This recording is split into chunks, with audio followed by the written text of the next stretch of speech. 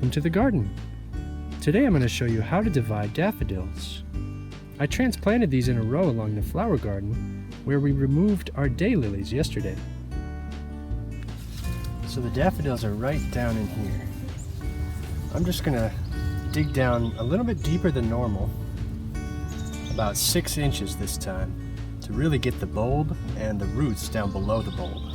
I'm trying to give them a fairly wide berth of about 3 inches on all sides.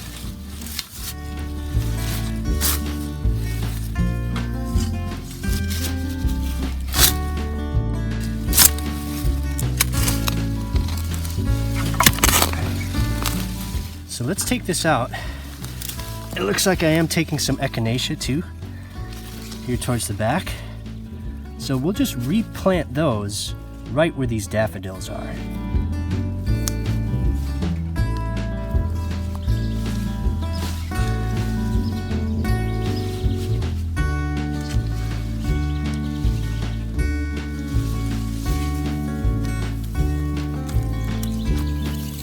All right. So let's take a look at these. I do see a few seed pods, so I'm actually going to set these aside. But what I'm really after are these bulbs. Don't actually see any sprouts off of these. Oh, you know what? I might have actually cut them. But I cut them at a really good spot. So that's why I gave them a wide berth. So I think I'm actually going to go prep a big bucket full of water, and we'll just submerge it for a few minutes, shake it around, and that'll loosen up all that soil. Before I submerge these, I want to take note of the depth at which they're buried.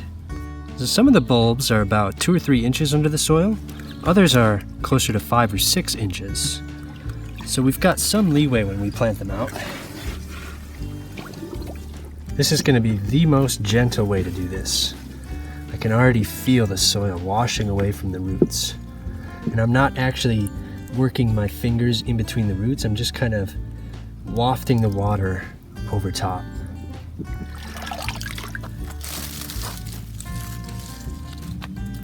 Kind of look like onions, don't they?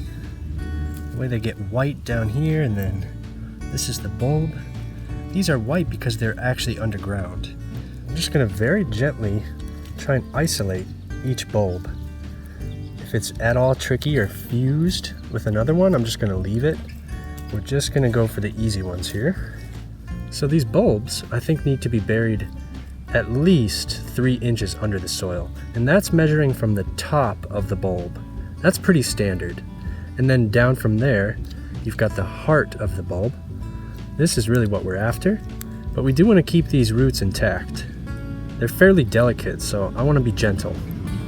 So we can really take our time and just isolate each bulb, tease apart those roots a little bit. So I want to spread these out in a big row at the front. I think that'll have a huge impact in spring. Rather than just one little grouping, we'll have a line of them and they'll fill in. You can see how they divide. Just like garlic, they produce off these little cloves that then become their own individual bulbs. So here's one that's actually starting to separate. We could maybe even remove these two. I feel like they are just slightly attached down by the roots, so we'll set this aside for now. It's getting kind of interesting in here where they get really thick. So if you have to do this underwater, that can actually be really helpful. Got another beauty there. Look at this. They just keep coming.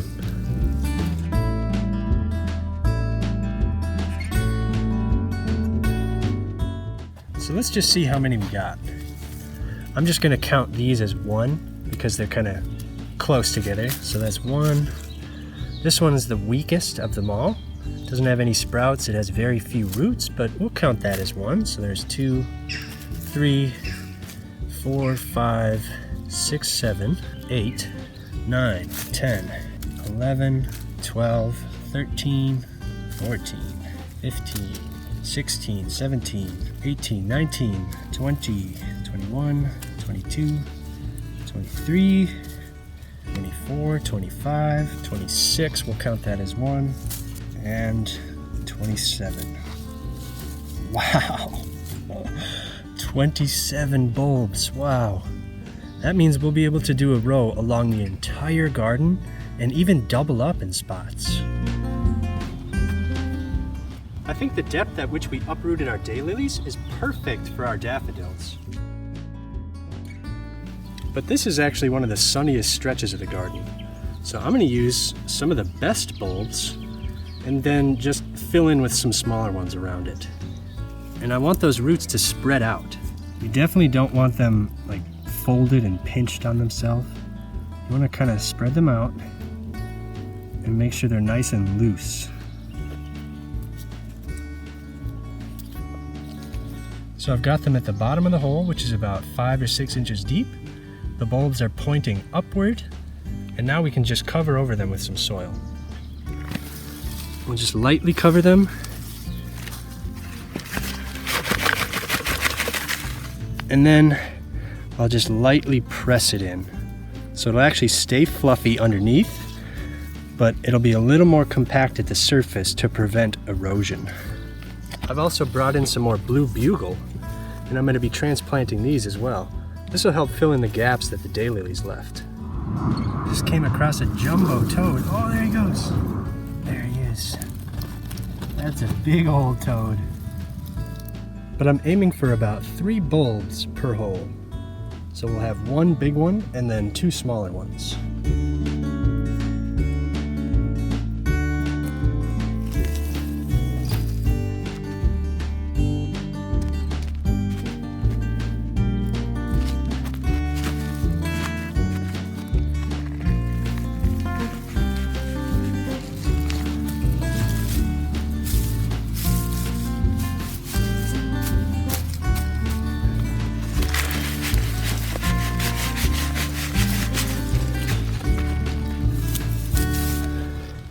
Now I'm going to water everything in with the water that we washed our daffodil bulbs with.